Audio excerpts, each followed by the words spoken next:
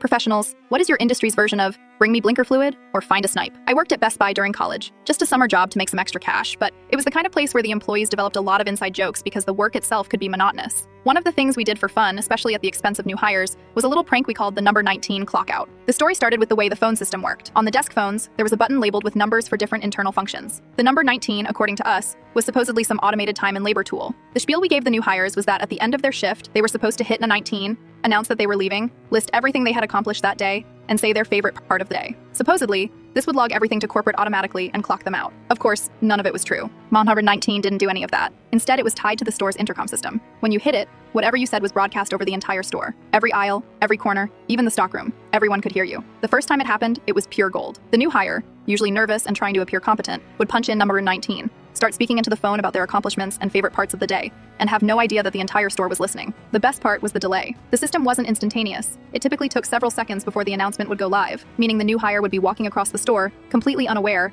as their voice suddenly boomed over the intercom. I remember one guy, let's call him Mike. Mike was 19, just got out of high school, and was eager to impress. On his first week, we convinced him that this number 19 thing was crucial for the clock-out procedure. He followed instructions to the letter. I organized the shelves in home theater. I helped a customer find the best gaming laptop. My favorite part of the day was learning about the new smart TVs, he said with perfect clarity. We were behind the shelves, stifling laughter, watching him walk calmly toward the exit. Then, just as he reached the electronics aisle, his voice exploded over the intercom. I organized the shelves in home theater. I helped a customer find the best gaming laptop. My favorite part of the day was learning about the new smart TVs. The echo bounced down the rows. A couple of employees jumped, startled, before realizing what was happening. Everyone else started laughing quietly, trying not to break the professional facade while customers looked around confused. Mike froze mid-step. His face went from pride to horror in seconds. He didn't know what to do. He started running toward the desk, trying to pick up the phone again, but the more frantic he got, the louder the intercom replayed his announcements. Every time he tried to fix it, it triggered the system again, repeating his words across the store like some bizarre auditory loop. The entire floor was now in on it, quietly laughing behind displays and under shelves. Even the stockroom got a full performance, hearing his voice echoing from the speaker near the back door. By the time he got to the manager's office, he was red-faced,